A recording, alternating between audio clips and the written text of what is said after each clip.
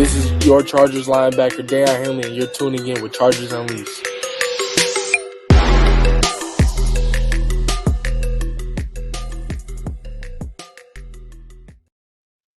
Welcome to another edition of Chargers Unleashed. Jake Hefner and Dan Wolkenstein here with you from the LAFB Network. If this is your first time tuning into the show, make sure to hit that like and subscribe button on YouTube. You can also follow us on Facebook, Twitter, Instagram, Spotify, and Apple Podcasts. Happy Cinco de Mayo to everyone out there today. I almost forgot that was today after, the Kentucky Derby yesterday and everything else that was going on this weekend. But Dan Wolkenstein, we got a lot to talk about in Chargers land because obviously draft is now in the books.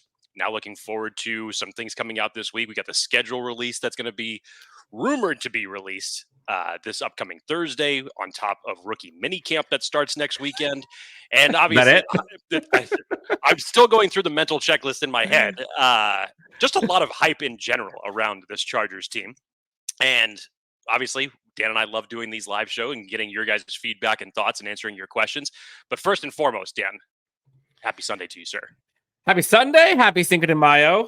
My daughter turns 2 this week, Jake. Good seeing you yesterday. Got my funfetti coffee going here. So I have quite the opposite. I have quite the opposite. The dichotomy of the Hefner and Wolkenstein residents on a Sunday morning on Cinco de Mayo. No, you said it, man. This is a wild time. I think Chargers fans and probably most fans of every team are riding high, thinking their team are going to the Super Bowl, whatever. Lots to talk about today, though. One, the obvious DJ Chark brought in last week. Then, obviously, Q&A, because Chargers fans are the best. So we want to make sure we get your questions and topics discussed. But also, in our conversation we had with Jeff Miller last week, there was a quick topic that I thought might be a fun way to expand upon. Is this Chargers team better on the roster this year than last? And we'll talk about this. We'll go through the positions. We'll kind of break this thing down. Of course, the elephant in the room is the whole team is better because of Jim Harbaugh. But is this team actually better on the field than it was last year? Lots to discuss. Chargers fans, you know how the deal. You know the deal. If you have thoughts, questions, topics, put in the chat. We'll do our best to answer as we go through. If you have not done so already, please hit that like and subscribe. Helps out a ton, whether it's a review, a like, comment, whatever. Pumped for this one. Got a lot of people here already. Let's get some of these comments already. Let's just start off the rip. Dan Segal, happy Cinco de Mayo, fellas. Hope you have good tequila to drink. Jake, do you? Yeah, this is funny because at your house yesterday, you decided to bring out a bottle of tequila that you had told me that you had actually won on a bet as it related to Justin Herbert from the 2022 season. Shout out. And I don't remember the name of it, but it was damn good. It was damn good. Herradura, I believe, is the name of it. I'm not a tequila person, so it's lost on me, but apparently it's good. It was damn good. That's all I know. So today, yes, we'll definitely be indulging in some good tequila. Good. Bolted Chad says BTFU. Let's see. We have morning from the Philippines. Hey. What's up, Lance? Good morning. Is it morning in the Philippines? I'm not good with time zones, so don't ask me. outside of the United States, I do not know. Forgotten Locale says, so many Panthers and Ravens. This is true. We're like the Panthers West, we're the Ravens West. It's kind of fun. Let's get into it. Jake, first off the bat, DJ Chark brought in. We talked about this at nauseum about the probability of them bringing in somebody as a wide receiver veteran to help with this room. You heard Tyler Boyd, you heard Odell Beckham, you heard DJ Chark, you heard a bunch. They end up with DJ Chark, burner, contested catch monster when he's healthy, veteran presence. What do you make of the Chargers edition of DJ Chark? There's two levels to this because I think that this rings true with what Joe Ortiz has been saying ever since he became the GM of the team, is that the work is never done regardless of positions. He's always going to be looking at different ways to add to the team to hopefully make it improve. And this is no different of an example. After taking 3 wide receivers in the draft, the week after you go out and sign a veteran who's familiar with your wide receivers coach now during their time together in Jacksonville. The signing and the personnel in terms of the overall fit outside of the relationship with Sanjay Lal, I think is interesting because now I'm trying to piece it together in terms of how does it fit with this offense in general. Because for DJ Chark, it's basically just going to be he's going to be the X receiver. It's go route. That's probably how he's going to fit into this, much in the way of Cornelius Johnson. I think they're going to have very similar responsibilities in terms of how they're going to fit in this roster. But I do like it. I think when it came down to the differences in between Boyd and Chark, and I'm not sure if there was ever any contract discussions with MVS, if it even got that far. It doesn't sound like it. But when you ultimately saw earlier on in the week that the Chargers were meeting with Tyler Boyd, and he was going to Tennessee. And then you ultimately see, again, this hasn't been officially announced, but it seems like it's heading that way. The rumored contract numbers for Tyler Boyd, I think was going to hover around 2 years, $8 million per. Yes. For DJ Chark, it's much more on the up to $5 million contract. So maybe it was the Titans throwing more money at Tyler Boyd that ultimately ended up, taking that decision that way. But I'm okay with this decision. But you look at the wide receiver competition and what it's going to be for for training camp now. I don't know where you'd even start to try to build this out. You could probably peg your top 4 in your head. And then how do you round it out? I would say that it's got to be a given now that the Chargers are going to keep 6 wide receivers on this group. It's got to be, right? It's got to be. But who do you ultimately end up making that decision for? That you could possibly risk them going to a different team? Are you able to bring them back to the practice squad? I don't know. Imagine if they don't. Like, is there? I mean, realistically, is there any way that this Chargers team doesn't keep 6? Like, if they only keep 5? I don't see that as any way. No. Like if you peel it out, like, right, there's 3 running backs, but you could argue there could be 4, right? You got Gus Edwards, J.K. Dobbins, you've got Kimani Vidal, and Elijah Dotson still chilling there. So that's a battle right there. I argue it's probably going to be 3. Then you go look at the tight end room. And I don't know if tight end turned into fullback. We'll talk about that in a second. But the depth chart there, you have Will Dissly, Donald Parham Jr., you've got Hayden Hurst, Ben Mason. That's 4 there.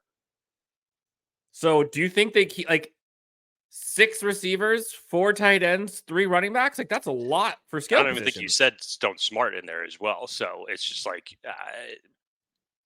all of a sudden it's like it really comes down to there's going to be some interesting cuts by the time August is done.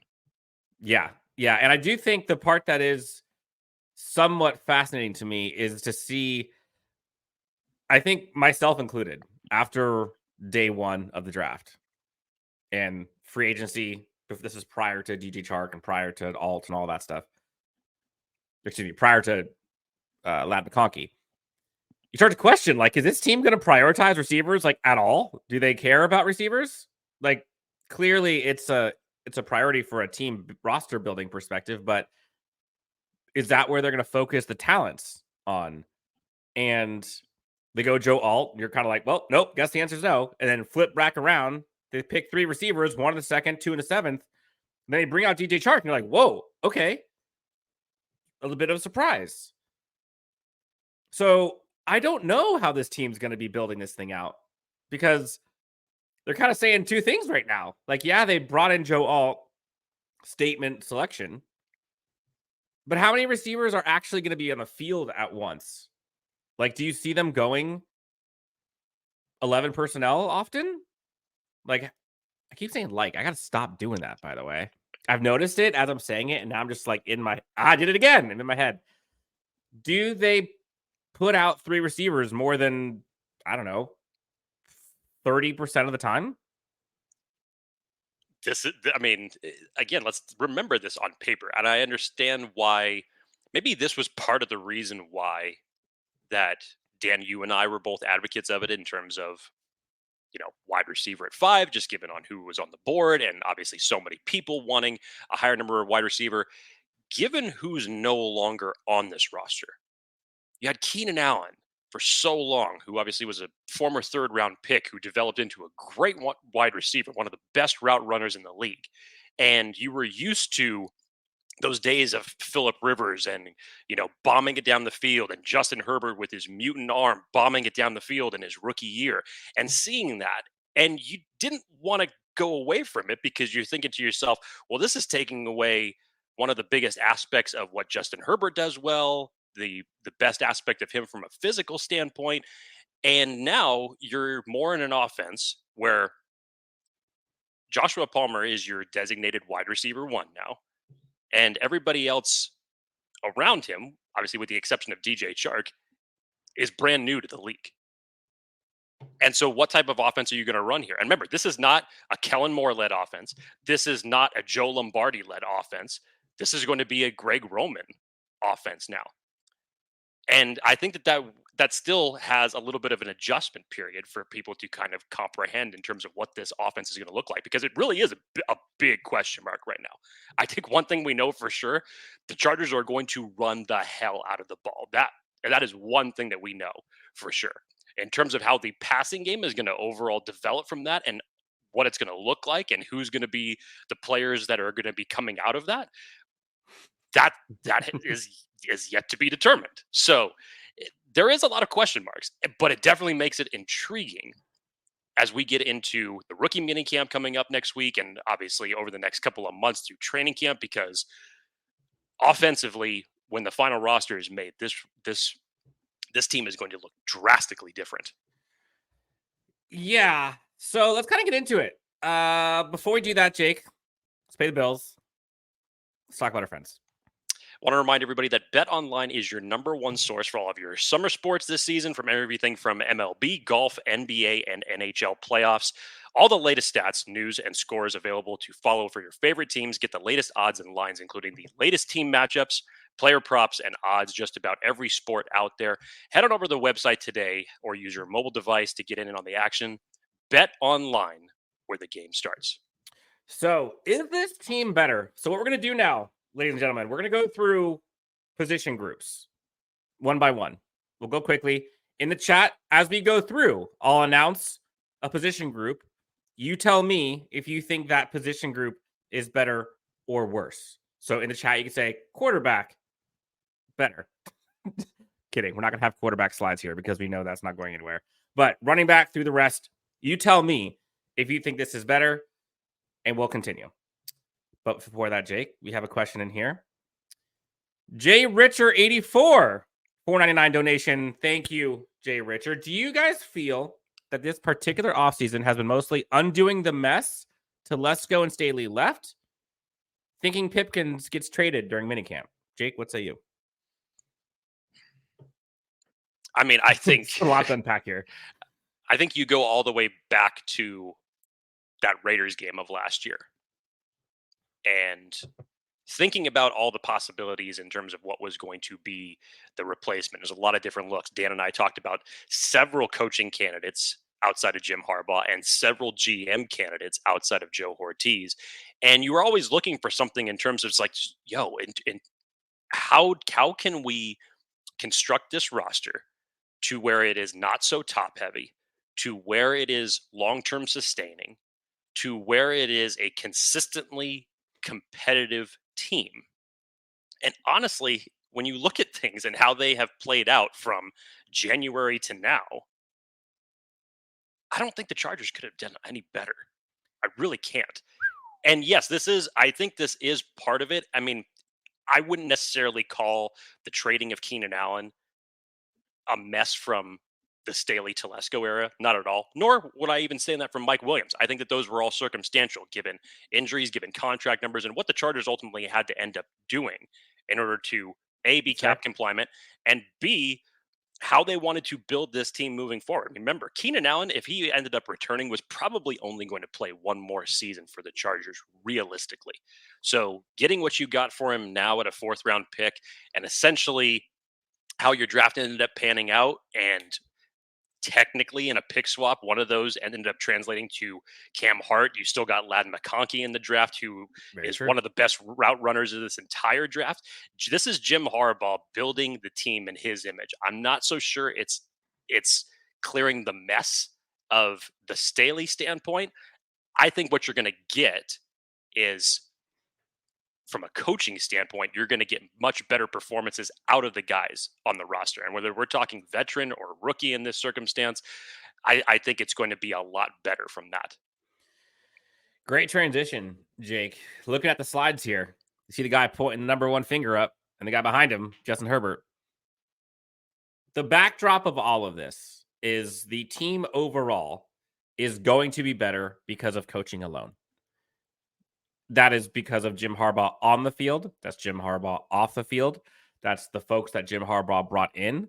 That's the folks that believe in Jim Harbaugh. That's the swag, the cachet, the success that Jim Harbaugh brings to this franchise. Experience, all of that will lift all positions by itself. So if we look at it as like a net zero, I think it raises it a net one just because he's there every skill position.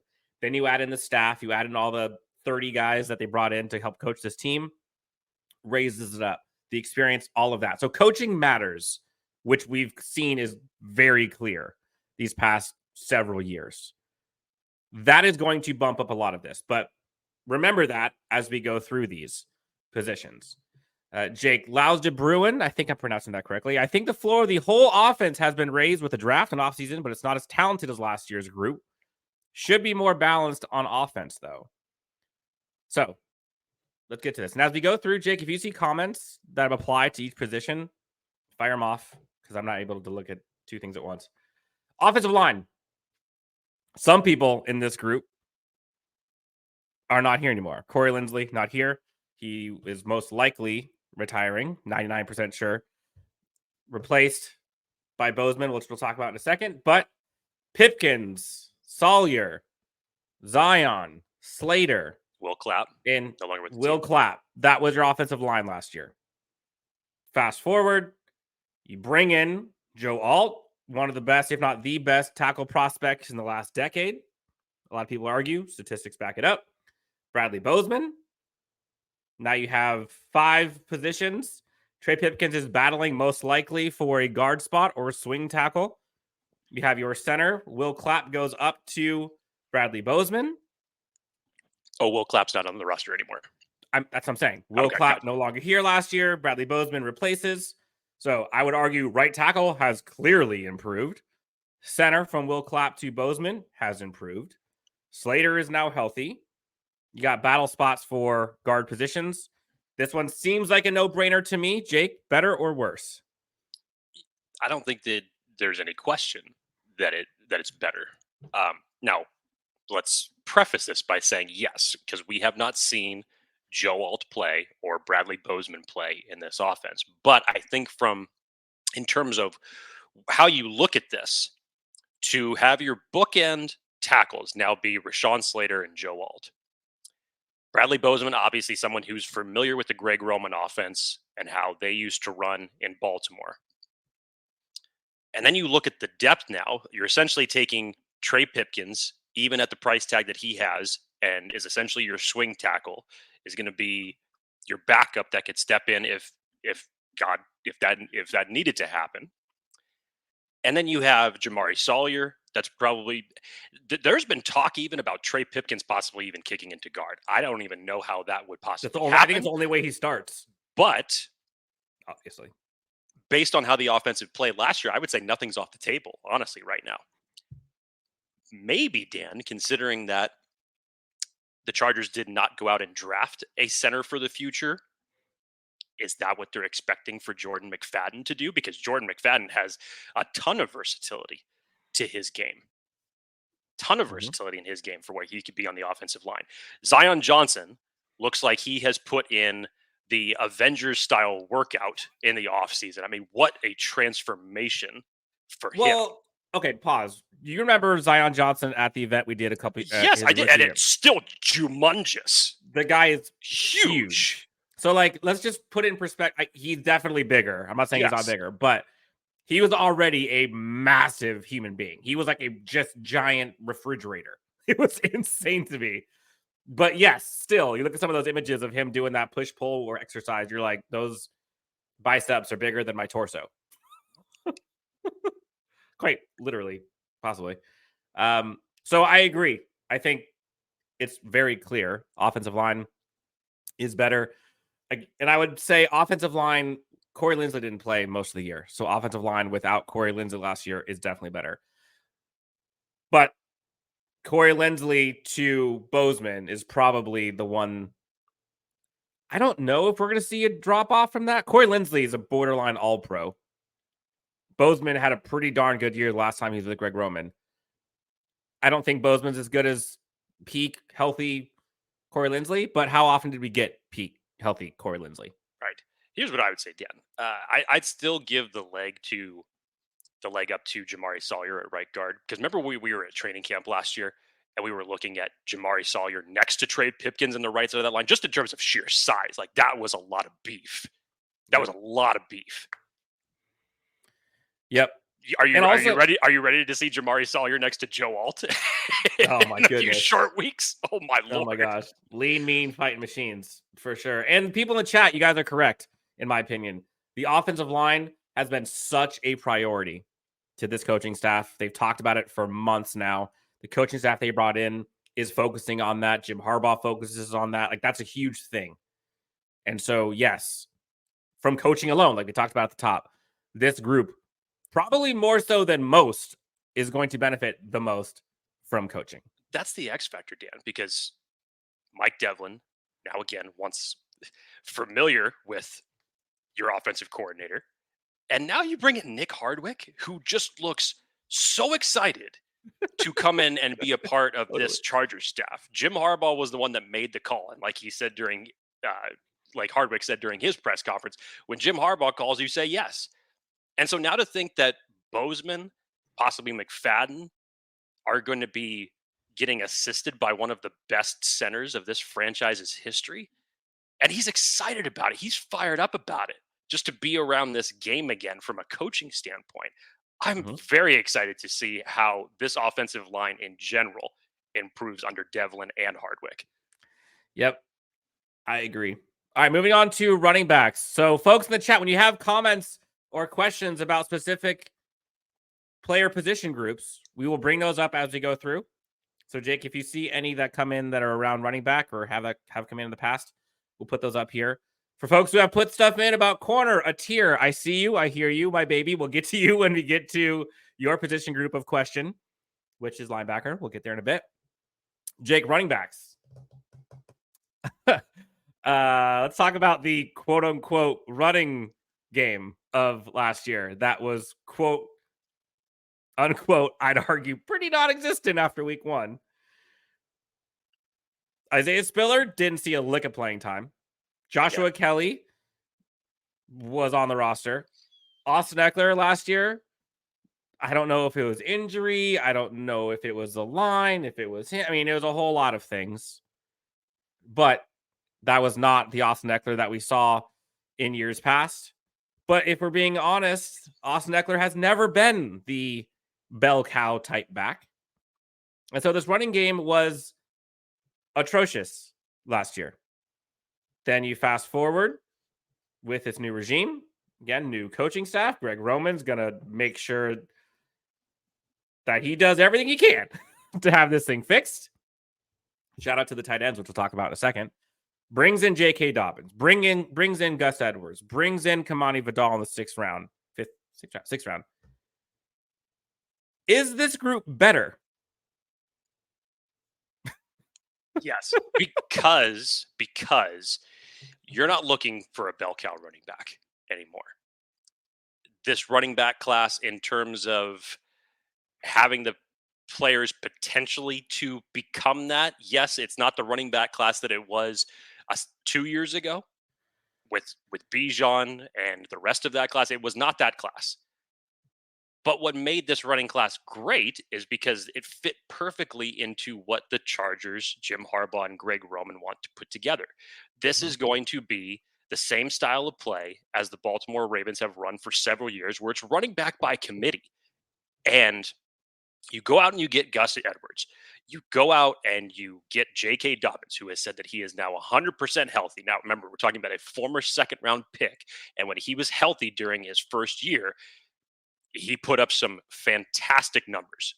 Very, very violent running back. And I think that fits exactly the style of what Jim Harbaugh wants to do. And now you go out and in the 6th round, you get Kimani Vidal, who, again, fits that mold in terms of what you want from a running back, but he could also be utilized in the pass game a little bit. I think he's Pass dynamic. Pass protection. protection. He's dynamic enough to where he's got a lot of versatility into his game. Damn, there are people already putting it out there in the universe that Kimani Vidal is eventually going to overtake this group as running back 1 at some point this year. They're making this year. Yes, they are making bold statements right now to say that he is going to end up being the most productive out of the entire group. Now, obviously, that remains to be seen. I will not hedge my bets on that yet. But Dan, if you remember, just like, you go from Austin Eckler, and how many years were we saying it on this show? And even Austin Eckler was saying it himself. Yes. Is somebody going to step up in the running back 2 situation? Because Austin Eckler wasn't able to do it on his own. And yes, that was on a number of different facets, from the offensive line not doing well, whether it was his own production, obviously, that teetered last year after 2 years of, in terms of stat-wise goes, were good, but ultimately it did not translate to what the Chargers needed to do on Sundays. Mm-hmm. So now you look at this group now with the Chargers and this running back unit specifically, and you still have Isaiah Spiller that I am just now bringing up. And again, as you mentioned, he has not been utilized in 2 years. Really, he has not been utilized in 2 years. And That's again, this kind of goes back to GM roster construction, everything. You spent a 4th round pick on Isaiah Spiller. See, I don't know if that's a GM roster. That's a coach thing. Well, I think it's partly both, because I still question why and how during 2 years of being on this team, what was it that Isaiah Spiller was not doing during training camp and practice that was eliciting at least more touches, Mind-blowing. especially when the run game was bad? You might as well try something different to see what you got, and that just never ended up coming to fruition. Because quite honestly, literally, the running game could not have been worse. There was zero harm in putting out Isaiah Spiller because the running game was atrocious. Pass protection was atrocious. Nothing was working. So what was the problem? It blows my mind. So a couple questions here, Jake, real quick. Yes, the question in the chat, there's a question here asking, what is the question? Yes, the question is a running back committee that they have now better or worse than last year? That's the question. We're going to go. I think it's an obvious answer here, too. It gets more complicated as we go through. Going offensive line. We're going to go running backs throughout the rest. A couple questions here related to the running game. Offensive line plus wide receiver tight end blocking equals better running game? Question mark? Answer, yes. Yes. I would argue. Let's see. Running back play and usage will be like going from tiptoe through the tulips to look out. That is a visual. Rolling with the... That's the comment of the day so far. Tiny Tim reference on this show. That's a first. The Bruiser boys will mow you down. Yes. Bolted Chad says Dobbins will lead if healthy. Jake, you and I talked about how many years have we heard that asterisk, those 2 little words at the end of every position group? It's a terrible word to reference as it relates to the Chargers, because this running back room is going to be epic if healthy. Mike Williams is a baller if healthy. Justin Herbert is an absolute superstar if healthy. I think Ben Herbert has helped. Honestly, Justin Herbert might actually be the one outlier where it doesn't matter if he's healthy or not. He's still going to be a superstar. The guy goes out there with no ribs and no hands. Yes, you're right. Ben Herbert. Ben Herbert. He's probably looked at that over the last couple of seasons and said, look, we can't go through this anymore. So let me come in here. Let me change the strength and conditioning program, and let's go to work. Yep. Bolt Bros Chargers podcast. Good morning. Welcome. Thank you for joining. Dan Deach says better blocking for sure. Better with blocking for sure. In the running back room, Jake, I think it's important to note the priorities, not just the running back. This is across the entire offense. Chargers fans, remember this. What we've heard from this staff from day one, the biggest priorities of this team right now protect Justin Herbert, establish a running game, build the trenches. Balanced football team. Those 4 pillars. Remember those pillars. And then you look at all the signings, free agents, the drafts, the people that are no longer here. J.K. Dobbins affects the run game, obviously. Gus Edwards protects Justin Herbert and the run game. Kimani Vidal, one of the best pass protectors in the entire NFL draft. And oh, by the way, is also one of the most productive and elusive running backs in the entire NFL draft. We'll go to the offensive line. And the emphatic priority they put selecting Joe Alt, Bradley Bozeman. Again, remember the pillars, the tenets that this team has talked about. And we'll go through how many of them align to those. And I'd answer all of them. Let's continue. Jake, my baby, a tier with a question here. You was excited to see what Ortiz has done his first draft. Wait till next year when he has money. Let's go. I've never seen Jake give an A ever as a draft grade. Admittedly, yes. Since we've been doing this show, hell no, I haven't. And for good reason, did I not. But I look at this roster, and again, I'm not trying to follow the bouncing ball. But if I was to look at this from the standpoint of how the Chargers operated, sticking to their board while mixing in BPA, while mixing in value, especially in the later rounds. Hell, you could even start that with Junior Colson in the 3rd in terms of the value that you got there. I thought that this Chargers team did a fantastic job. Now, again, I would expect the coaching to be the ultimate X factor in all of this in terms of getting these guys ready to play.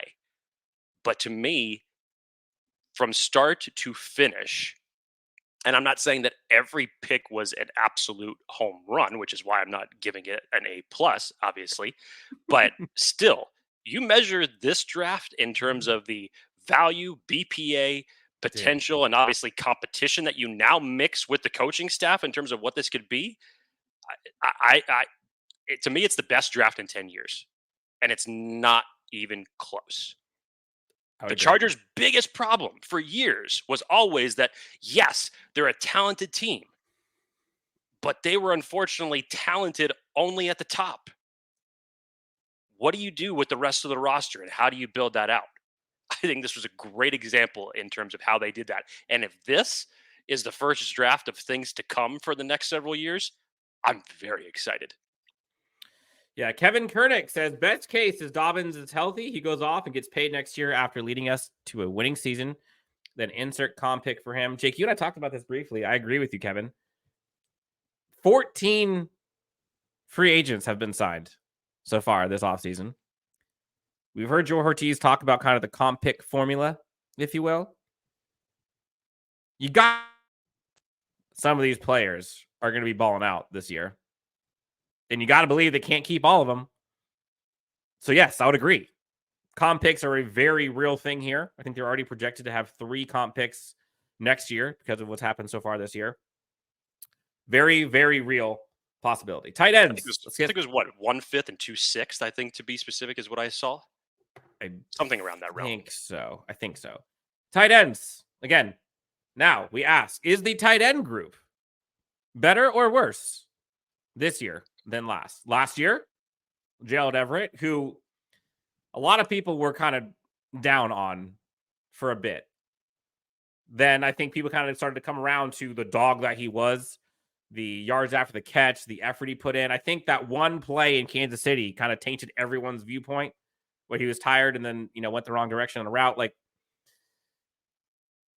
he was criminally underrated, in my opinion, and criminally underused, in my opinion, as an offensive weapon. But what you get in firepower with Gerald Everett, blocking, I think, was the biggest issue for this group, especially when it comes to, remember the tenants, protecting Justin Herbert, establishing a run game, providing a balanced offense. None of those 3 things were happening from the tight end group. And that was one of the demises of this team, is on the outside of the offensive line, the C gap, which Greg Roman, I believe, talked about with Will Dissly that he owns. rent was due every week because they did not own it. Jake, is the tight end group better this year, all around, all things considered, than it was last year? I mean, I Will think if you, Dissly, Hayden Hurst, Stone Smart. I mean, if we're talking if we're talking about how it's going to develop in the passing game, I think that remains to be seen. But if you're talking about in sheer terms of blocking, yes, you would expect it to be better because the Chargers had essentially no blocking tight ends for the better part of the last 2.5 years. Or To me, running backs. the last blocking tight end that the Chargers had was Steven Anderson, who was eventually used as a tight end H-back, and I really liked how they utilized him. So I was actually very bummed when he was no longer on this roster. And you see what the tight end group has looked like in terms of the blocking game ever since, and it hasn't been good. So you would expect Will Dissly, one of the better blocking tight ends in the league, Hayden Hurst, who obviously has familiar in this offense, and you round that out with Donald Parham and Stone Smart. I think in terms of blocking, you would expect it to be better. I'd be very interested to see now how they're going to insert Donald Parham into this offense, because if your priority is running the ball, and that's going to be first and foremost in what you plan on doing very well, then obviously Will Dissly is going to be in this game a lot. Hayden Hurst, how are you going to balance out the snaps for pass catching tight ends between Hayden Hurst and Donald Parham? This is not going to look like the type of offenses that we expected under a Kellen Moore, where we expected 2 tight end sets as far as passing options in the red zone. It's going to look very, very different. Yep. And like you said, for Gerald Everett, criminally underused. So it's like the bar to get higher in terms of tight end usage. It really is not going to take that much. So I would definitely expect this group to come out and perform better in a multitude of different ways. I would agree. Let's get to some of these comments. We have a bunch here related to either the tight end position or just general, not necessarily a specific group. Again, as we go through these position groups, we'll get to some of the comments that we have here as we go up, and we'll go look through the chat to make sure we can kind of get to as many as we can. There's a bunch here, so please bear with us. A couple questions on the etc. type stuff. First off, we have 2 donations from Gary Rockwell. Shout out, thank you so much. First one is the old regime were trying to protect their jobs. I don't know who regime meaning coaching staff and Telesco. If it was Telesco, I don't think so. I don't think the moves he made or didn't make in the offseason or during the season to bring in help, reinforcements. Remember all the names that we were talking about throughout the season last year that were like, why are they not signing these guys? Where's Bryce Callahan? Where's John Johnson? Where's Kyle Van? Like, there's just a lot of stuff that didn't happen. That if there was a desperate GM that was fighting to protect their job, you would think they would go out guns blazing. Now, the other side of it is, they signed a whole bunch of these guys to these max contracts and they didn't have much. They had money to spend. They could have done it. They chose not to. In terms of specifics, like starting certain players or not starting certain players, Isaiah Spiller, or not seeing more Darius Davis, or Daiyan Henley not starting. There's a bunch of question marks there. And maybe the coaching staff just trusted the veterans. And ultimately, that may have been to their demise. Jake, do you think it was an issue? I'm not so sure if it was about protecting their jobs, Dan. I go back to that Raider game. Hell, you could even say the Jacksonville playoff debacle.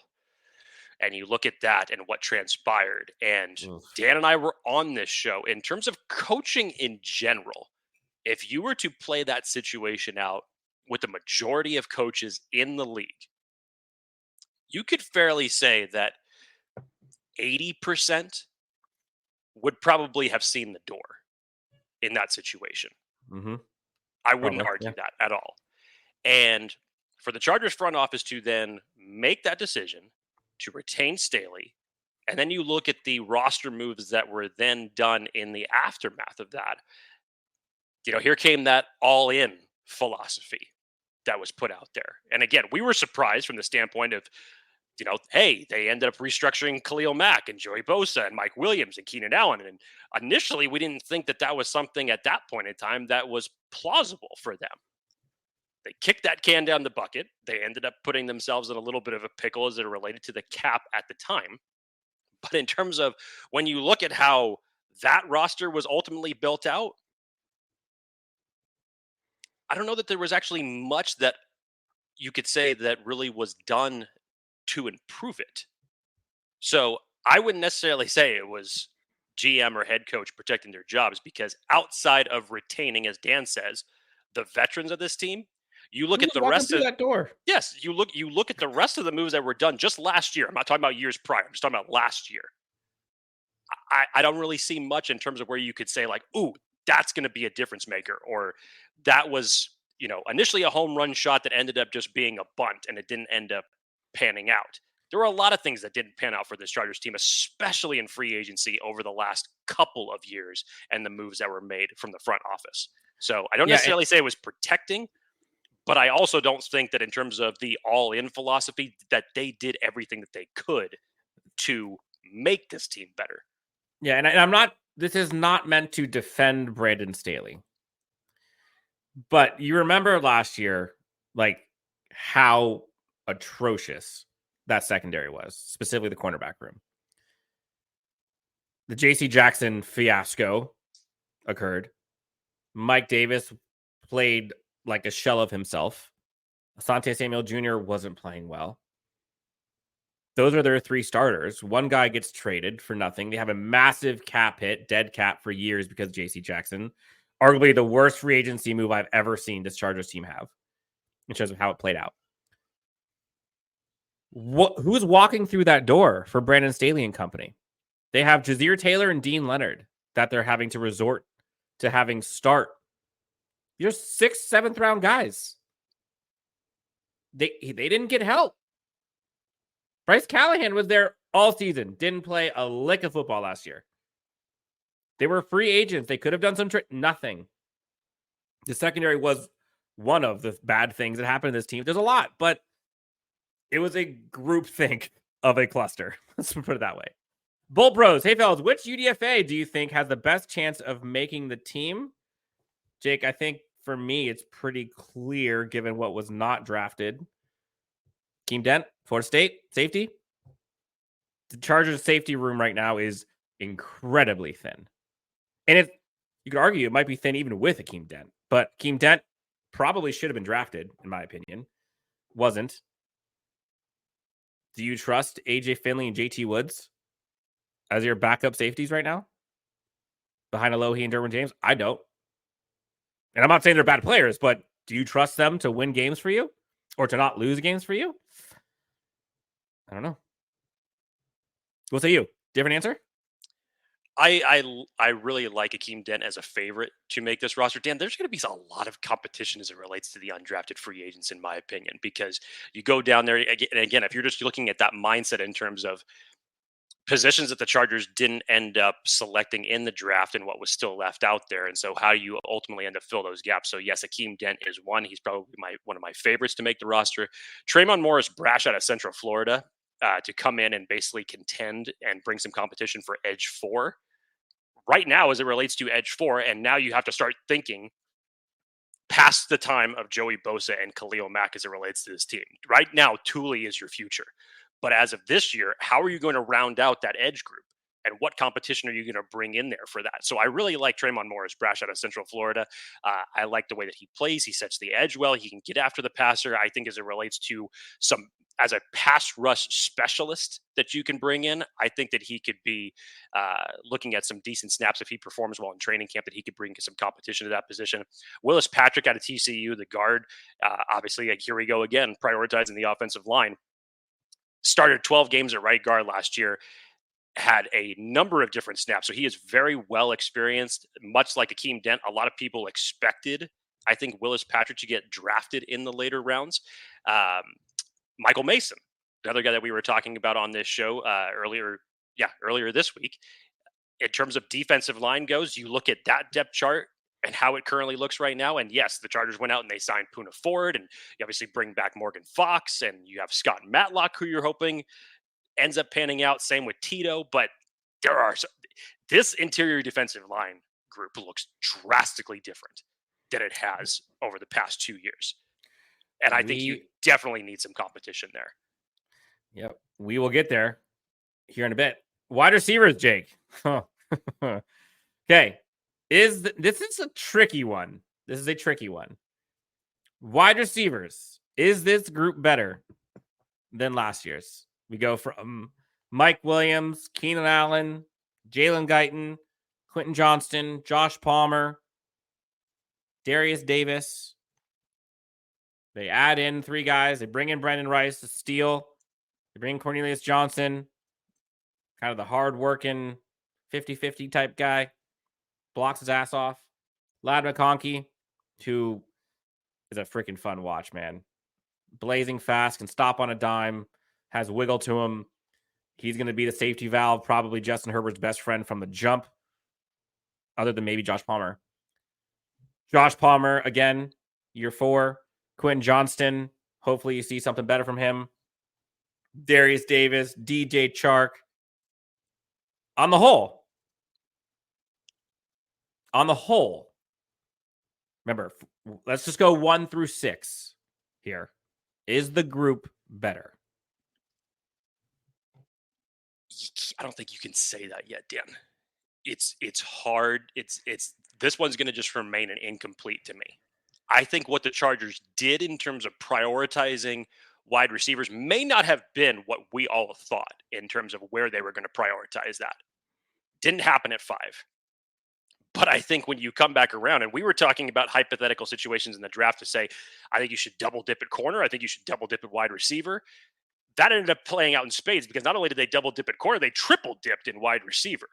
So in terms of how are you going to fill the void left from Keenan Allen, from Mike Williams, with the potential situation that Joshua Palmer now going into a contract year, that he may no longer be on this roster after this upcoming season, which then leaves you with Quentin Johnston and Darius Davis to round out this group as it stands right now. So you would expect, obviously, Ladd McConkey to immediately be the favorite of Justin Herbert as it relates to his target. And for what Brenden Rice is going to come in to do, again, I don't know what caused Brenden to fall to the 7th round. And quite frankly, I don't care. I am so excited to watch him play. And he's going to come in with a chip on his shoulder. And Cornelius Johnson is going to come in and block his tail off. You know that for sure. If the main thing that he could do as a receiver is just run the go routes, he could damn sure block. And that fits well into what Jim Harbaugh wants his receivers to do. So it's interesting, Dan. I can't go as far as to say right now that this wide receiver group today is going to be better than what it was in years past. But for now, it's an incomplete. But there is certainly a lot of potential for how Jim Harbaugh wants to insert this team and what he wants his wide receivers to do and how this offense is ultimately going to end up looking. Well, let me ask it a different way then, because I agree that there's a lot of unknowns here. Going into week 1, what you knew about that squad last year versus going into week 1 with the current squad that we know, again, there could be some other free agent moves or some cuts and all that jazz. Which receiving core are you more comfortable with? And again, because I think there's an interesting, Robert D here says, when they were on the field, parentheses, not a lot, I'd say no. But I have to see it. Only time will tell. Agreed. And it wasn't necessarily Keenan and Mike necessarily, but it was the depth that I think was so awful that mostly when both those 2 top guys weren't there, you saw such a precipitous drop-off. I think here's how I'll answer the question. I would simply say it's going to look different because, again, I don't see any 1,000-yard wide receiver coming out of this group this season. I will just say that. And it's not a bad thing I say that more from the standpoint of collectively as a group, I think you're going to get more guys involved. Remember, every single time, because the Chargers were playing so far from behind, who could you always go to, especially in the situations if it was 3rd and 12? It was number 13. It was 3rd and Keenan. That was basically what it was, because that was the best option that you had. What I would expect from this team now is, instead of 3rd and 12, you're going to be looking at like 3rd and 4. And now who are you going to throw the ball to? Because now in a 3rd and 4 situation, I can rely on Joshua Palmer. I could probably say in that situation, I could rely on Ladd McConkey in a 4-yard separation, his educated feet to get past wide receivers. So the offense in general is going to look different. This wide receiver room is going to be different. I won't say that it will be ultra competitive and you're not going to be bombing the ball down the field to this group. So no 1,000-yard wide receiver, I don't think that will be coming out of this group. But in terms of how you utilize these wide receivers more as a collective grouping, rather to say that guy's going to get a bulk of the targets and the rest is going to be sprinkled in, I don't think that that's the case in this particular offense. It's going to be who can block, who can separate. We're going to shorten the field. Whoever is going to be able to produce, spread the football around. I'm with you. And especially run the ball. True. Tertiary question here. There's a bunch of people chatting back and forth about the possibility of Darius Davis being a cap casual or being a roster cut because of the depth at this room. We heard people talked about, Matt Money Smith talked about like that possibly being an option. Darius Davis being cut. That seems insane to me. When you have a rookie all-pro. I repeat, rookie. I think a second team all-pro. You're going to cut because your wide receiver depth is too much. At a position that is going to go from hardly seeing returns to now seeing a shit ton of returns. That just seems stupid. I think Ryan Fitkin would have something to say about that. If that just seems stupid. Yeah. Like, and maybe I'm stupid here. Maybe I'm playing checkers and not chess, and the coaching staff knows more than me at some point. That just seems stupid. Dan says it's ridiculous to think they'll cut Davis. My basis is, according to Jay Richer, he's only a gadget player. He can't line up as a regular receiver on offense. Again, I think even if the return rules didn't change this year, I think they still keep him because of how valuable special teams is and how great he was at that. Now, I mean, come on. That just seems crazy to me. Defensive line, I don't Jake. see it happening. I don't either. Defensive line. Interesting one. Sebastian Joseph Day, Austin Johnson brought in, saved the day a couple years ago. 3 years ago? 2 years ago? Alongside Khalil Mack and Joey Bosa and Morgan Fox and Tuli drafted. All the aforementioned guys remain. Interior defensive line, very different. Sebastian Joseph Day, gone. Austin Johnson, gone. Tito was out most of the year last year from an injury perspective. You got Scott Matlock. Tito now. Got Eboigbe, drafted in the 4th round. Morgan Fox still there. You still got both edges. Morgan Fox. I think they probably are going to bring in an edge presence from free agency. But defensive line. Jake, better or worse? I mean, it's hard to get much worse. Honestly, it's hard to get much worse. But at the same time, how much could you look at this roster right now and say with confidence that the bar has been lifted? I don't know, Dan. I have loved Poona Ford ever since he came out of college. And I was very happy to see that as a kind of the under-the-radar, low-level signing for the Chargers. Thank you for reminding me. I obviously love what Morgan Fox has done for this defense over the past few years. I'm intrigued to see this second year of Scott Matlock develop. When Tito was healthy, he was one of the best, in terms of stopping the run, he was one of the best of the entire interior defensive line. Justin Eboigbe, in terms of what he can do, there's a lot of things that you like of what he could do, both against the run and the pass. And obviously got some good experience throughout college. But in terms of adding a little bit more juice, because still there's a ton of question marks here.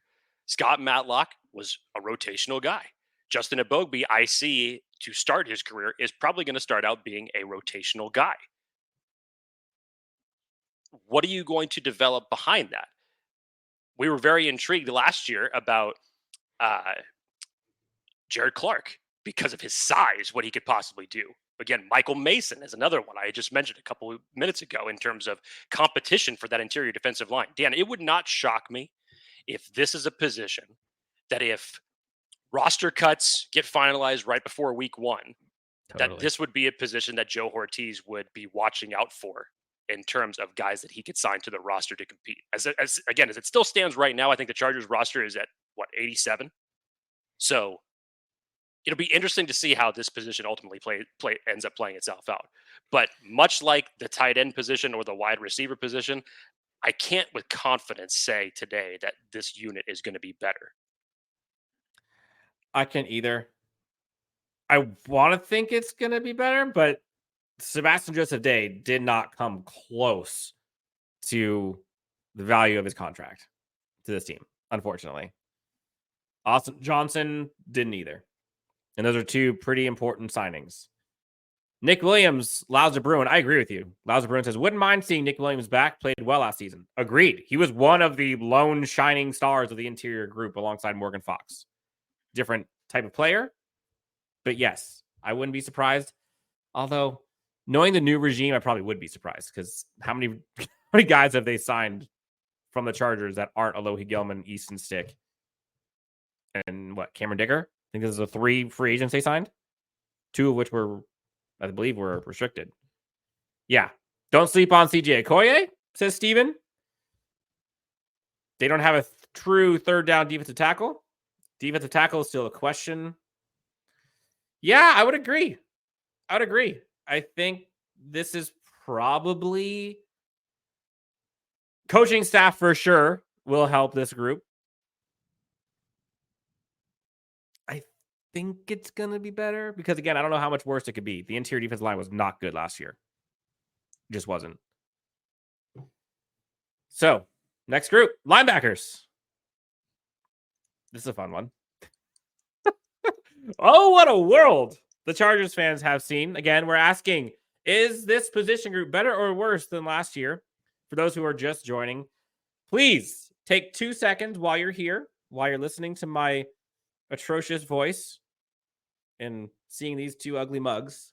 Take 3 seconds, hit the like and subscribe. Subscribe to the show, leave a review while you're sitting there on your phone, drinking, I don't know, are you drinking margaritas now? It's 10 a.m. Depending on where you are, though, Dan. True. If you're in the Philippines, it's almost 1 a.m. right now.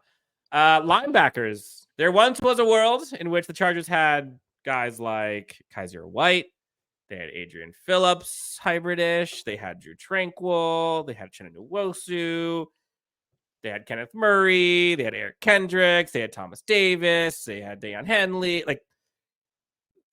What a world. None of them did the middle linebacker thing. And this Chargers team has been desperate for someone to man the middle of the field for the Chargers. Kenneth Murray, now a Titan. Eric Kendricks, I believe, went to Dallas. Chargers bring in Junior Colson. They got Denzel Perryman as well. Troy Dye, special teams with help. Daiyan Henley, most likely he's going to see some playing time, which this duo would be sick. Lots of potential there. Linebacker group. Better or worse than last year? I mean, I think if you look from last year, you would expect this group to be much better. You know, the Eric Kendrick signing didn't end up panning out, unfortunately, at all.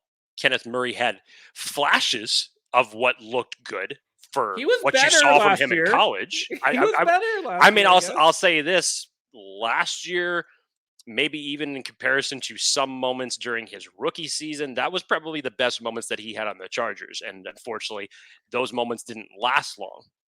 And when you look at this group now, and Dan, maybe here's the other question.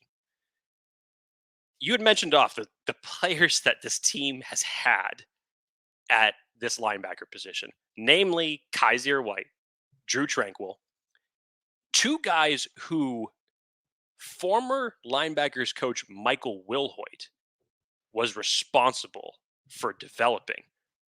And when we were talking about last offseason and some of the roster turnover in terms of the coaching, he was actually one that we were both very surprised that was gone. Because in terms of the guys that he had developed into guys that went on to get contracts with other teams, you're thinking, well, hey, why would you let this guy go, given what his track record has been with certain players?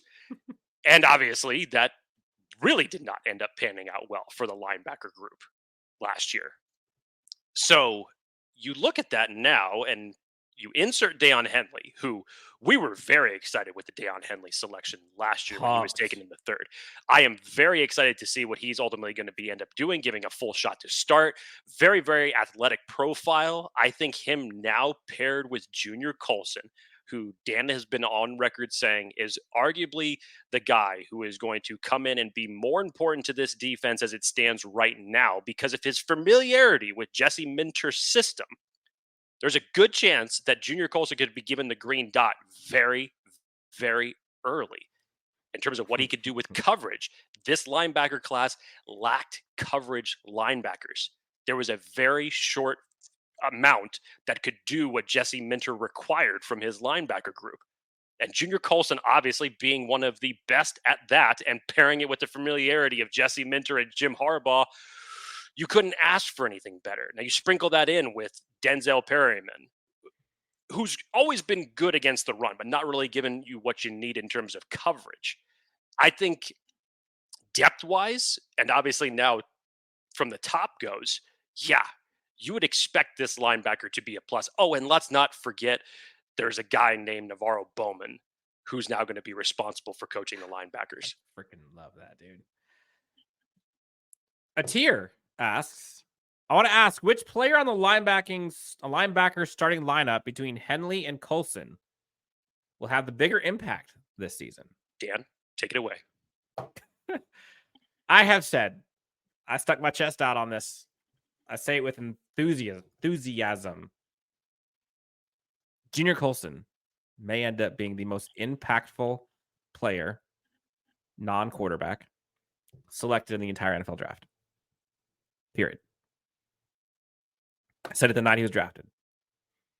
You look at who his coach is and who it was. Jesse Minter, Jim Harbaugh, same defense. You look at the current Chargers defense, who he was drafted to stay with said coaches and said scheme, and the lack of leaders on the linebacking core, lack of understanding of the scheme, obvious, new. Look at Junior Colson's profile, his prolific history at Michigan, wins a chip, led the defense. I don't think there's a question. It's Junior Colson. He's going to have folks listening to him as a rookie. He'll have Derwin, Joey, Asante, asking him how the scheme works. They'll be all ears. He can go to sleep right now knowing the scheme. The other guys are still reading the book. He's played it for years. Junior Colson. I love Daiyan Henley. This duo, no shade to Daiyan Henley, because this duo has a chance to be a freak list. But I'm so bullish on Junior Colson. Does that mean he's going to have 15 sacks and all these interceptions? Like, no, but that's not a middle linebacker's duty, usually. He's going to command that defense and free up a lot of other people and ensure that they're in the right spots. And probably more importantly, he will be in the right spot. Because how many times did we see the linebacking core in the wrong spot or a half a tick too late, 6 yards behind the play? Too often. Absolutely too often. A lot of people are loving Junior Colson, by the way. Hayden says, Murray has the tools. I think Staley's scheme was just not the fit for him. Like, at all. Titans gave Murray 2 times the franchise tag number. Yeah, which is wild. The amount they gave Kenneth Murray, I was shook. Dan Deach says, love the Colson pick. Austin says love Henley's personality. Colson will be a beast, though. Steven says Colson was an amazing pickup. Colson, Perriman, and Henley will be stout. Dan says Colson will be leader of our defense. I can go on and on and on. Junior say out Colson doesn't get any better. Oh, that's a cool ring to it. Let's see. There's a random question here. Oh, real quick before I forget. Bolt Bros Podcast, $5 donation. Thank you, gentlemen. Appreciate it. Happy Cinco de Mayo, y'all. Overall, I do believe our team has gotten so much better. Cut some problems, added depth. Amen. If I had a margarita right now, I would cheers to that. Maybe you should rectify that, Dan. I might need to. Let's get to Sean says our linebacking group has definitely improved. Colson's going to make an impact day one. Next up, Jake, secondary, and this one might hurt some people's eyes as we show it on the screen. Oh, what a time to be alive. Week 1 last year. We saw JC Jackson, and then let's just stay with week 1 if you want to. Remember that play right before halftime? Oof. JC Jackson, Michael Davis, Sang Bassey, Asante Samuel Jr., Dean Leonard, Chizier Taylor. I'm not sure how folks felt about that. Mike Davis no longer there. JC Jackson obviously no longer there. They pick up Cam Hart. They pick up Tarheeb Still. Re-sign Alohi Gilman alongside Derwin James, who's still here, obviously. Currently, I think this is also a tricky one. Is the secondary group better or worse than last year? Again, it couldn't get much worse, honestly. And it's unfortunate from the standpoint of JC Jackson, not just from the contract swing and a miss, but Dan, remember we were watching his whole aspect in terms of his recovery program, because the injury that he suffered 2 years ago was one that many players do not end up coming back from. And what you saw in his recovery leading all up to it, everything looked like it was going in a very positive direction. And you heard him when he would talk, and he was very confident about it. It felt like he got his swag back a little bit. He wanted to get back to that New England version of himself that ultimately got him that contract. And unfortunately, I'm not sure if it was still lingering effects of the injury or if it was whatever it was. It just went down in flames. And the fact that the Chargers were even able to trade him back to the New England Patriots to still take on a good amount of cap space. Now, unfortunately, the Chargers are still taking on some of that dead cap for this season. Thankfully, they'll be out of it next year. And they'll have an additional 7th round pick next year, compliments of the Patriots and the JC Jackson trade. But Dan, it's so many question marks because of the fact that not only on top of the JC Jackson swing and miss, you expected Michael Davis to at least perform better. You go back, the last good year that Michael Davis had was 2022. That was him getting back into his form. That ultimately 6 or 7 game stretch. Yeah, he looked really solid in 2022. And you thought when the JC Jackson move was made that this would elevate Michael Davis's confidence, that he would obviously be seeing a lot more playing time and hopefully was going to get back to that production. And that did not end up panning out well at all. Jasir Taylor had flashes. You go back 2 years ago, you start in that Indianapolis game. You go in the Miami game. Those were good moments for him. Oh, but then you look at the Green Bay game. But then what ultimately ended up happening, and I think that the Chargers coaching staff that saw that during his rookie season, they then banked on that big time last year. And so did he, to be honest. Yeah. Yes. And fortunately, it just did not end up panning out well at all. And then depth with Dean Leonard. Nothing really ended up working for the cornerback group in general last year. So now what have you done? You still have Asante Samuel Jr., who, let's remind ourselves, is coming up for a contract extension in the very near future. You go out and you sign Christian Fulton, which you're hoping is going to rekindle what it was that ultimately ended up getting him drafted in this league. Still 25 years old. In terms of the age factor and what you could possibly see in a reclamation project with Christian Fulton, I'm all for. If Ben Herbert is able to keep Christian Fulton healthy, which was one of his unfortunate downfalls at Tennessee, he just didn't see the field as much as he should have. If you can get him back to, obviously, health and that form, I'm here for it. Then in the 5th round this year, you double dip on cornerbacks. You bring some competition for Jasir Taylor when you go out and you get Maryland's Tarheeb Still. And then you select Cam Hart, who was another guy that we expected to be off the board by that point, especially on day 3 when the cornerback run was going and going and going. And you still end up selecting him. Again, Cam Hart, in terms of this draft class for DBs, was one of the bigger, more athletic defensive backs. I'm very intrigued to see ultimately what he's going to bring to this group. So I think in terms of what you did to assist the depth, I think is better. But it's hard to say how much better is this unit going to look. This is a tough one for me. Robert D says, I never got the not playing any press coverage at all last year. It worked 2 years ago versus the Dolphins. I mean, I know there was some freedom that this coaching staff gave the players to kind of enable them to pick and choose when they played press versus off. But they played everything. There was a time when they didn't play press. Then they played press, got torched.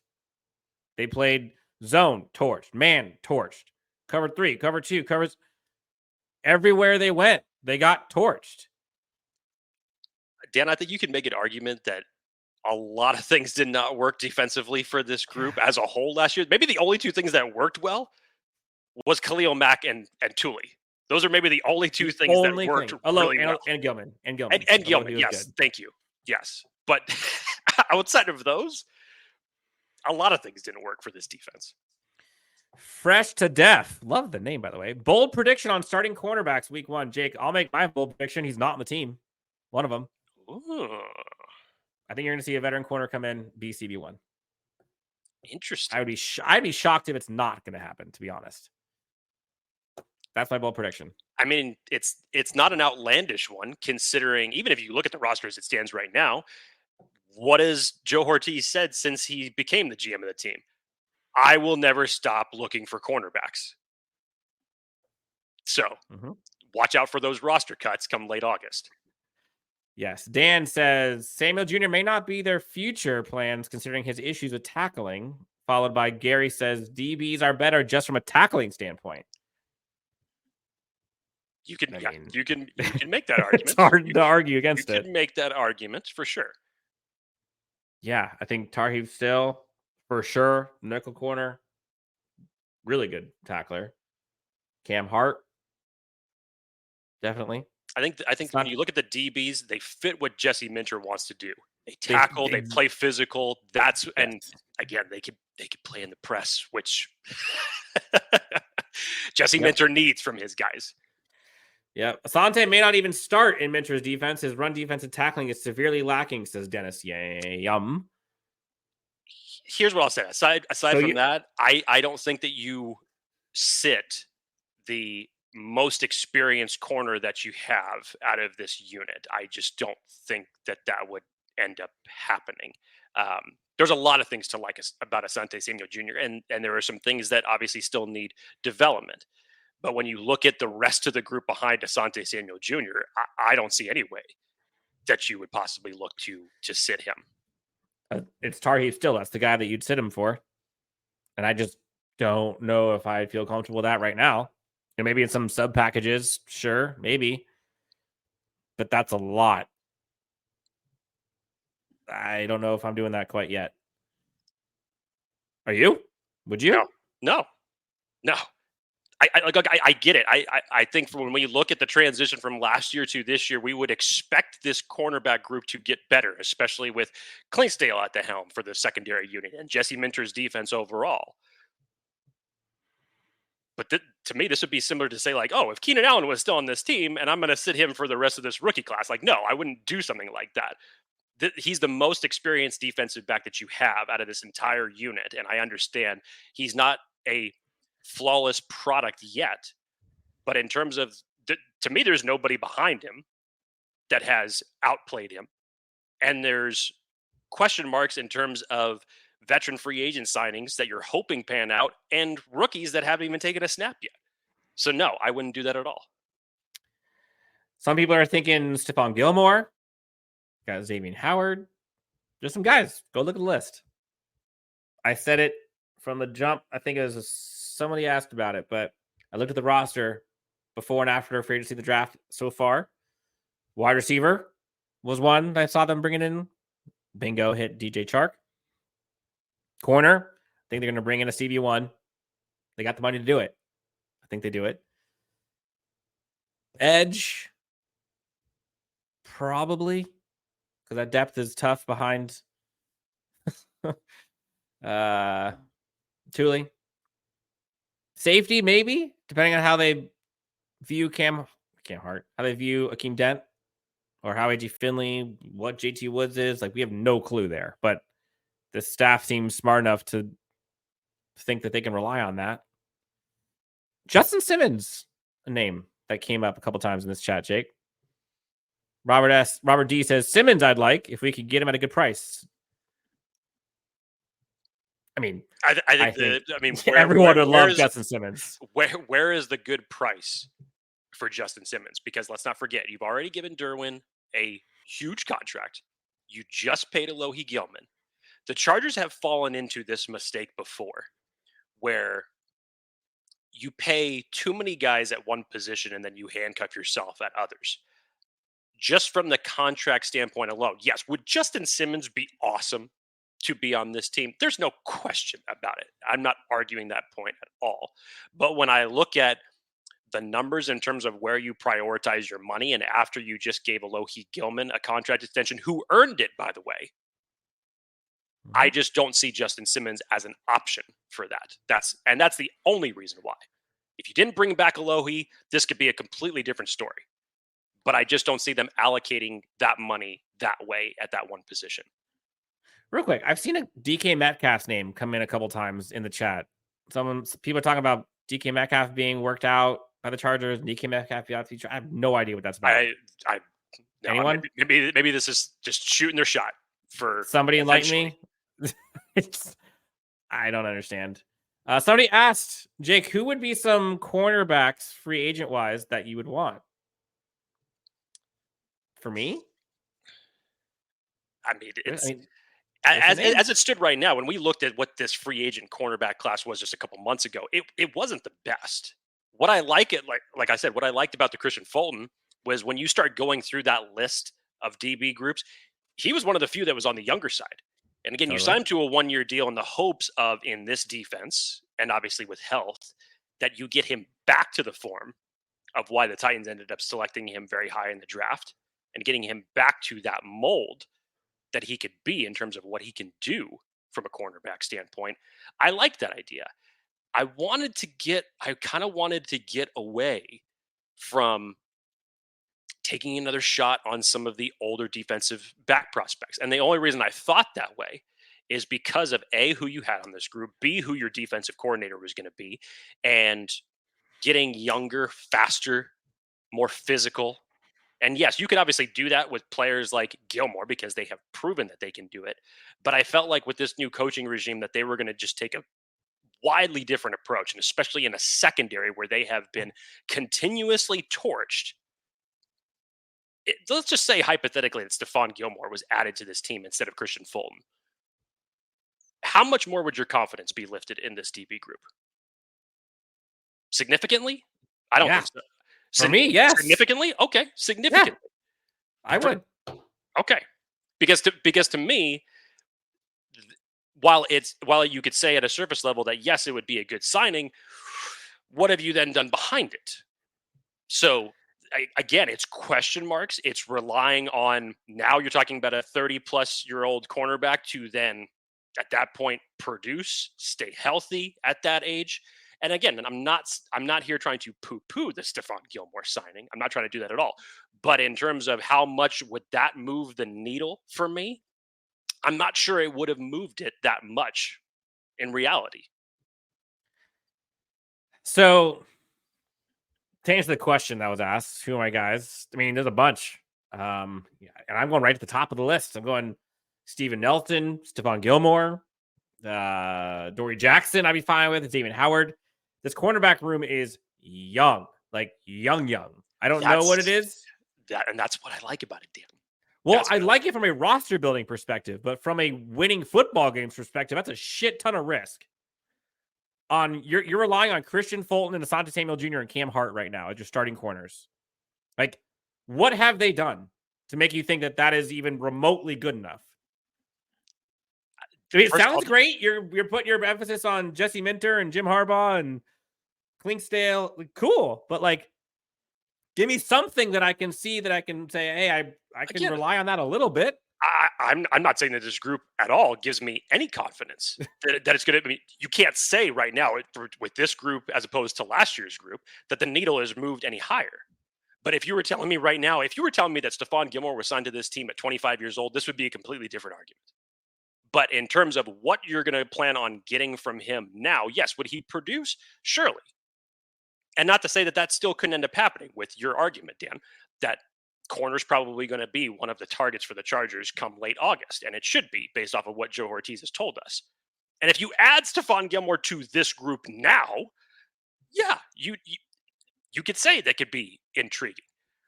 But until you see the rest of everything play out, I wouldn't solely rely on Stephon Gilmore to fix what the issue has been in the secondary. But I would count on Stephon Gilmore providing that far more than I would on Christian Fulton or Asante Samuel Jr. or Cam Hart. I won't argue with you on that. And so having him and allowing the rest of them to slide down to one spot, that seems like a much smaller risk and leap of faith than having a rookie being your boundary corner to start and or Christian Fulton, who was terrible, has potential, needs a new fresh start. I get all that, but was terrible last year. And Asante Samuel Jr., who I know he likes playing outside. He's gone through some injuries, not great tackling, undersized, not a recipe for success, especially outside, especially in a mentor defense. So give me one of those guys. I'll take it. Rounding out here, went a little long. These are always fun. A tier. That's a question, Jake. I know you heard the rumor about the NFL going to 18 games possibly. I don't care about the money. Jake, please. This 53-man roster is not going to fly with me. We need 57. What are your thoughts? Do they need to add a few more slots to this roster if they change the scheduling? I said that. I've been saying that for years since before they had lengthened the season the last time. And then they're now talking about, I understand this hypothetical question because now this is where they have talked about cutting the preseason down to 2 games and extending the season an extra week now. Honestly, I don't buy into it unless you're going to plan on, in a situation like that, making more available roster spots, because you can't conceivably tell me that and I understand you've already cut the preseason by 1 week, but to fully get a idea of what type of competition that you have at roster spots with 2 preseason games and training camp, whether it's for your rookies, your veterans, or for your undrafted free agents, 2 weeks is not enough, in my opinion, of playing time to do that, unless you extended the roster beyond 53. If you gave it in this example to say 57, or hell, if you just rounded it up to 60, just to say to yourself, okay, for an 18-week season, obviously for the concept of health in general and these players playing as much as they do in those type of competitive games, and we all know what the last week of the season means when it comes to those playoff spots and how fortunes are changed in that final week of the season. Yeah, I don't believe that you can actually do that without, if you're going to stick to a 53-man roster, then you need a lot of luck to get you that far with a stable roster with depth. You would have to extend the roster by a few spots if you were going to do that. I agree. I'm with you 100%. It just seems unreal to not, honestly. We're rounding out here. Let's go maybe 7 more minutes. We've gone long. We always do this on the very end of the shows. We always go rapid fire. Listeners, fans, if you have a chance, if you have not done so already, give us a quick question. We'll try our best to kind of go through and give 1-sentence answers for all of them so we can get to as many as we can. Here's one for you, Jake. Roland says, bottom line, I believe Mr. Jake Hugh Hefner hit it on the nose earlier by saying the Chargers staff will be the difference between this team and last year's team. Go Bolts. Dan, we talked about it 2 years ago when we talked about Brandon Staley's track record against veteran head coaches. It was not pretty. And when you look at the division that you play in against arguably one of the best coaches that has ever lived in Andy Reid, and obviously to pair that with one of the best tight ends that has ever lived and one of the best quarterbacks in the game as it stands today and possibly ever in Patrick Mahomes, you need an extra X factor outside of just who you have at quarterback with Justin Herbert, outside of what you have talent-wise in building your roster.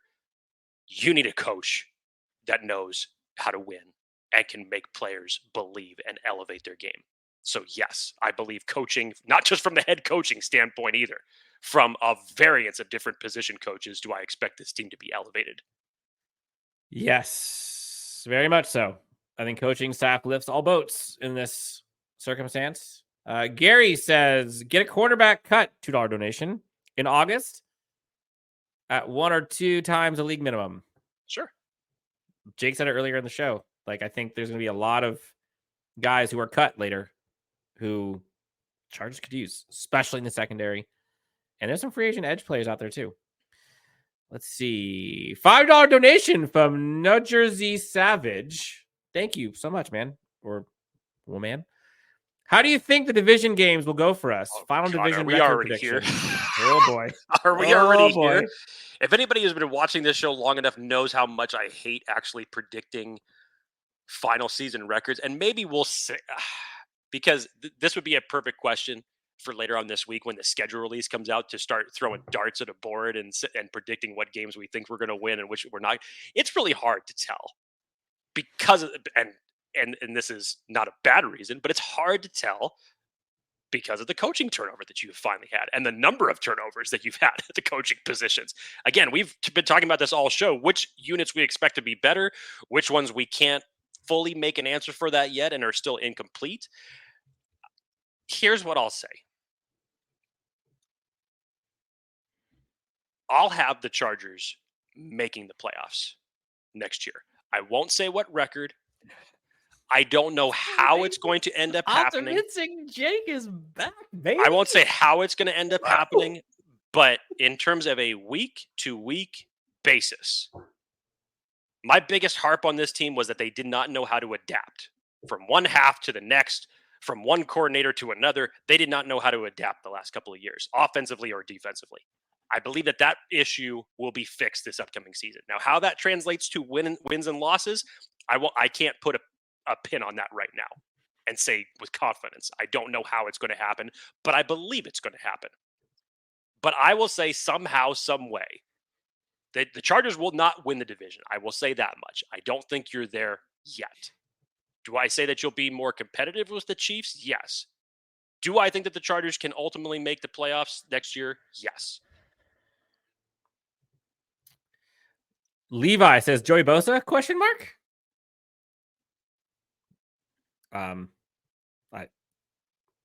I think if he can stay healthy. Here's what I'll say. We're at the rapid fire, Jake. Rapid fire. The edge class for next year's draft class is stacked. Sick. And the Chargers should be spending a high priority draft pick for an edge player next year. That's what I'll say. Dennis Yan says, Navarro had some good intel on Tarheeb Still. He was coach at Maryland. There you go. Over under 1.5. Since Alt used to be a tight end, how many touchdowns will Alt get on tackle eligible plays? I'm going to put it this season. 1.5. I'm going under. But damn it, that one is going to feel excellent. We all thought it was actually really creative when Trey Pipkins scored a touchdown last year in that in that type of form. We're like, dude, where? Okay, so Kellen Moore was just really opening up the playbook. if we saw a guy who is the size dimensions of Joe Alt somehow find his way in the end zone and Justin Herbert throw the ball to him, I would be shocked. I mean, that would just be the ultimate big boy touchdown. Don't think it's going to happen at all, but hey, stranger things. 100%. 3 minutes left here. Jake, real quick. Let's get through these. Surprise cut or trade before the second week? Ooh. What's your answer? Surprise cut or second trade before the second? Are we talking about the season? Sure. We're talking about the season here? I don't know if you'd see someone cut or traded by that point in time. Donald Parham Jr. We'll go on DPJ. That might be a dark horse one that you could say could be on the roster bubble before the season even starts. Mm-hmm. Possibly. And I simply say that just because of what the system that they want to run. And how many guys they got in that room. John Smith says, we need to focus more on D-line to help our weakness in the secondary. Yes. Amen. 100%. Jay Richard says, which ranks higher by the end of the season? Better run defense or pass defense? Oh. That's a tough one. This is actually a really good question. Here we go. Ready? We're going to give our answers at the same time. In 3, 2, 1. Pass run defense. We got it covered. Oh Next question. God. Next question. Oh, damn. Who is the most likely to be snubbed making the 53-man roster? Current players on the roster. Said that one already. Donald Parham Jr. Let's see. Chiefs have the best defensive line for the last 3 years and the best kicker too. Yes. Chargers got the easiest schedule in the league next year. Playoffs are possible. Jim Allen with the bold prediction. QJ will have 800 yards. A tier comes in. Bold prediction. Herbert gets the MVP. Harbaugh coach of the year. Ortiz executive of the year. Let's go, baby. If you ever need someone to pick you up when you're down, a tier is here. Chargers, in my opinion, are just going the Kanye route at this point. Every position, top to bottom, harder, better, faster, stronger. Like, that's all they want. Clever. Over and over and over and over again. Pick a position group. Give me Kanye. Brian Stowe, $5 donation. Will Rice and Cornelius Johnson be picked up on the practice squad? Hope we don't lose them. I hope we cut Semi Fehoko to make room. Honestly, I think if it was me predicting, I'm not sure Semi makes the roster. I think that one's probably the first one to go. And then if it was me, I'm probably, if I had to choose which one is going to stay on the roster, it'd probably be Brenden Rice, because I think if he gets picked up, he is much more likely to get picked up from the practice squad by somebody else than Johnson. Jake, agree? Disagree?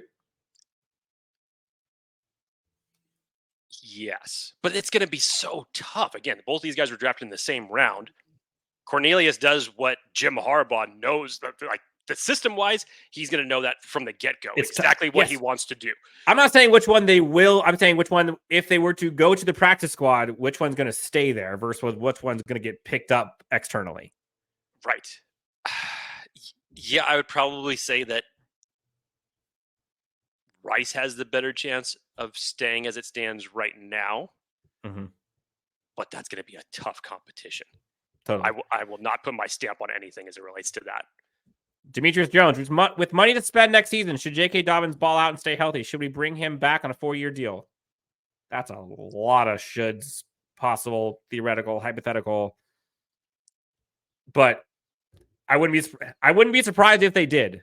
In this new regime, new era type football they do with the money they have to spend, if J.K. Dobbins balls out this year and has 1,200 yards and 10 touchdowns, I'd do it. Sure. Yeah, I think they would. Let's see. Last ones here, Jake. Got a minute left. Do you keep 3 quarterbacks? No, I don't see that. I don't see that one panning out for the first time in a long time. When the Chargers have built their 53-man roster and kept 3 quarterbacks for the longest time this year, I believe there's too much competition in other spots that you don't do that. Everett O'Neill says Dobbins comeback play of the year. ... Would love it. Imagine the world. Jay Richard asks, Alt makes a Pro Bowl. Yay or nay? Potential to do it, sure.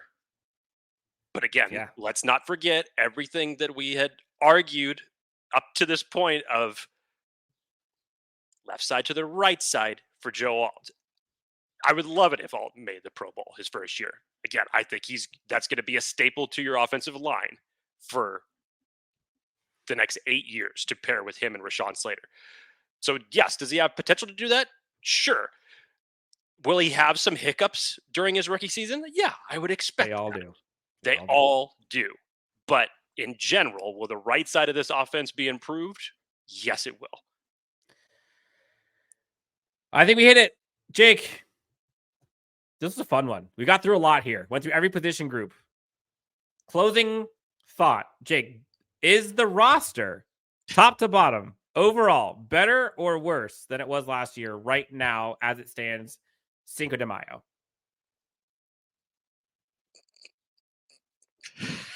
It's incomplete for me. I could say that with confidence for certain positions, but I can't say that with confidence for others. But what I can expect, one answer that you will get from me definitively right now, the coaching is going to elevate the play of this entire roster.